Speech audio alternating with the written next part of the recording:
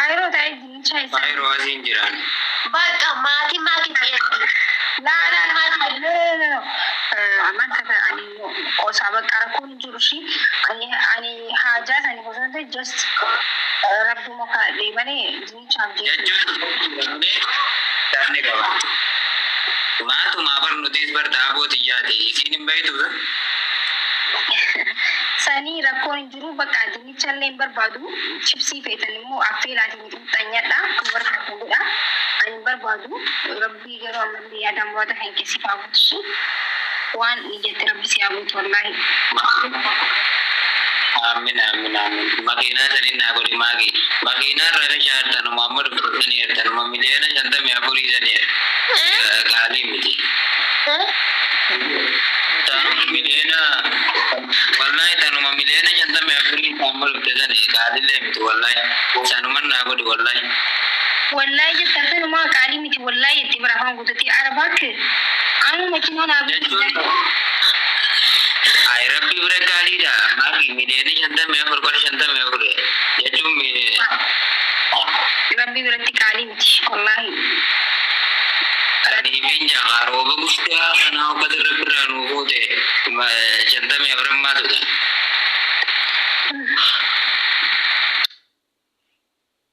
Baay'ee nama ajaa'iba dhugaa rabbi akka makiinaa miliyoona 54 jedhaa jira yaa rabbi. Umrii kana dhugaa inni makiinaa miliyoona 54 akkanatti yeroo kadhatu nam cimaadha abdii guddaa qaba na yaa rabbi itti geessu jenna. Mee walumaa na caqasnu ammallee maaltu ta'e maal fedha isaa mee waa amma abdii isaa waa inni du'aa kadhaa jedhu kana waliin caqasna ammallee.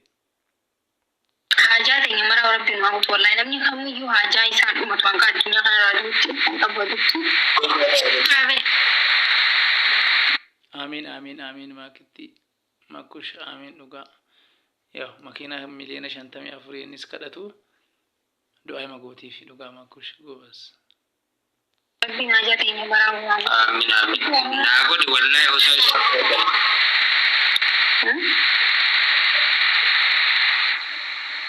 angaraafeeti qulqulluudha jeeti malee wallahi wanni ifaanis nama jiranii siraa guyyaa jimmataatis kututtiif kanneeniin gosa garuu du'aayii teetiin naa ta'e tagee balamtu wallahi dhugaan baana naa godhi wallahi.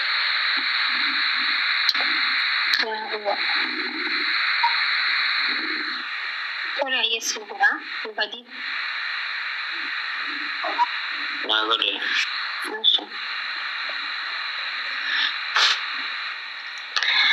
Ya Rabbi makiinaa jees Rabbi akan wallahi inshallah. Kuma miliyoona meeqa akka jedhe garuu geesseefta. Dhugaa Rabbi biratti xiqqoore yoo kadhatti barguddisaa kadhadhaa jedhamaami. Makiinaa miliyoona 55 bar. Yoo makiinaa miliyoona 55 nama tolchee waan ta'eef ni argata dhugaa. Rabbi isaa milkeessu. Mee makushatti itti fufi. Miliyoona 55 makiinaa bita. Amma fakkii nama tokko maaltu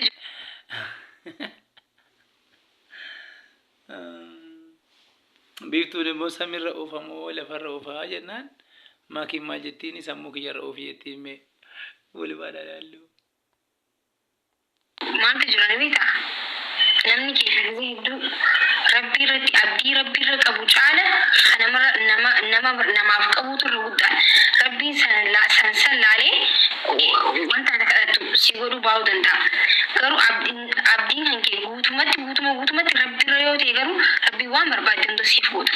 Garuu namarra abdii kan kee yoo rabbii keenyaa kan namni kun naa kanna ilmi namaa rabbii. As keessaa namni tokko anaan makiinaa sii bitaa ispoonsara sii ta'a jee kan dhufu ni jira bara. Dhimma xaalu koo handi kan mee namni tokko amma ispoonsara sii anaan siif godhaa qarshii meeqa barbaadde makiinaa qarshii meeqa jee gixxapholee makiinaa naa bitaan immoo oofee deeme jechuudha. Rabbiyyuu jee jechuudha. Naa asumaanoo waa'ee makiinaa xiyyaa sana akkam gootan sila. Guys, makiinaa. Wayyoo makiina. Tu manatti kennanii akkamitti oofuun jedhee. Beektaa oofu? Ofuun wanta qabana immoo of tarkuu hin jiru bar.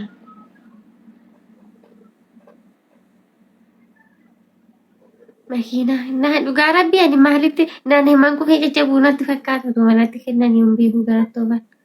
Nana garuu eenyuun natti kenna? Makiina maatti godheedhanii natti kennuudhaan dubbiin. Miliyoona 55 bitee jechuudha. Waaqarran barariisa moo lafarra noofadhaan dubbiin. Hinti? Saabdanii otoo itti Makiinaa qabaachuu oofuu namni yaada qabdu jireenya akkamii hawwata? waan humna kooti olii maaltu na tan xaraarraasise kanan danda'uun jedha malee. No, waan humna keeti olitti an xaraarraami. Yookiin achirraa ol baatee kuftaa yookiin ni hafta. An akkasi. Waan humna kiyyaa oliitiin barbaada. Humna kiyya sun na danda'u baaturre irruma jedheen kufagaa. Kufee yoo naaf yookiin ni nafaa yookiin ni bada. Dhumatte. Lakki waaqarra noofamoo lafumarra bararsiisan jedheen kuma miliyoona 55 itti baasee lafuma nanirra deemu kanarra deema. Ayi samii gubbaa mataa maakii gubbarra oofta.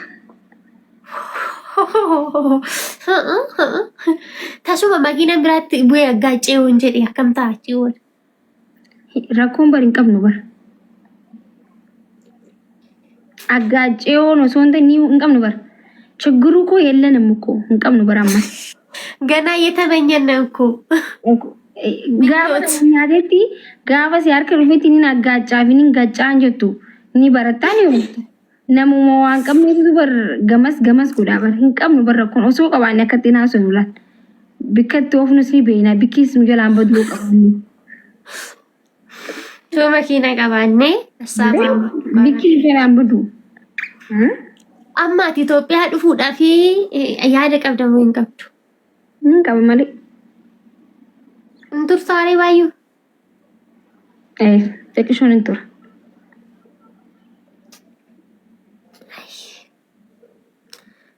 Maal? Intalli akkana fakkaattu kun amma bareedduun kun Itoophiyaa keessaa baatetta.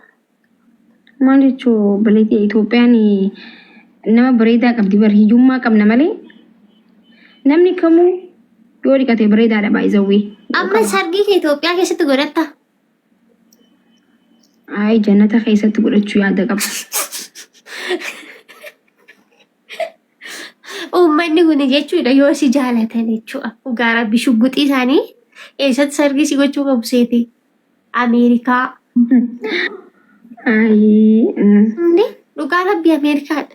Bakka. Si meetee malee Oromoo siin galle. Oromoo nama suuqii takka naaban ta'e ganama suuqii san keessaa taa'ee gurgurachuu hin danda'u. Xiqqisoo tumtuu kennaan nuu suuqii sii banee nuu zayitii sana sirbitee nuu kana sii godhee dheengaddaa bara arkee bara. Dheengaddaa uummata miskiina ji'a arrabsinaan nuti fooxaa sii bite huccuu sii binne xiyyaan jettu takkas gabbaatee takkaa bara ilillii naa kan ittiin beektu bara. Jireenya isitti ilillii darbitee akkasii darbanii beeku aanaa uffatu sanaa sii bitee naa hitte. Haa jeetinaan osoo waanaa godhanii uummanni waan aggumatti. Nagara galchan je yaade jechuudha. Isin madaalee dheengadda wallaahi. Laa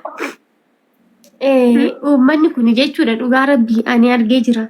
Inni si godhe si waqqasu otoo waan barbaadde balleessite si gorsa malee si waqqasu. Inni garuu ati akka dhalattee lafarra jirtu hin beekne gaafa ati waa balleessite isatu dura sirratti ba'a. Egaa sani asin addunyaa kanarrattu namni waa sii godhe namni fedhina isaatiin sii godhe sittin dubbatu takkaa giiftara nama arrabsu argeen beeku tokko qofa malee tokkodha qofa malee giiftara akkatti nama waa kanneen gabbee nama arrabsu tokko lammanni jalaa badeef alli jalaa badee tokko malee nam tokko kan nama arrabsu hin jiru. Kan nama arrabsu kan waa namaan kan inni nama arrabsa ofiifuu barbaada waan ta'eef si arrabsa. Dhugaadha geetaa amma ani gisee baay'ee akkas goonee fi akkas goonee naan jedhu mini garuu namni sun akkan dhaladhee lafarra jiru gaafumaan badii balleessisa namicha argu. Kan nama guban. Nama qixxilla godhu maali na guubichaan dhiiguma na dabbasu. Maal taatee gubatte? Namoota uumaa siin godhin jechuudha gaafa ati waa balleessite. Ani akkas godhee fi ani akkana godhee fi ani kana godhee fi ani kana godhe. Ooma garuu immoo akka dhaladhee lafarra jiru nan beekan hin qalma sana na argani. Sii goonaan si arrabsan rakkoon hin jiru. Sii godhuu baatanii suma arrabsan osoo siif hin kanillee suma arrabsan bara. Bakka oomayyuu. Garuu inni dhuguma nama jaalatee ta'u nama waa godhu immoo guyyaa takka nama narrabsu yoo balleessan illee keessa nama gorsa malee. Arrabni bareedaadha ishee arraban jibbiin. Indee nama fammasiisa.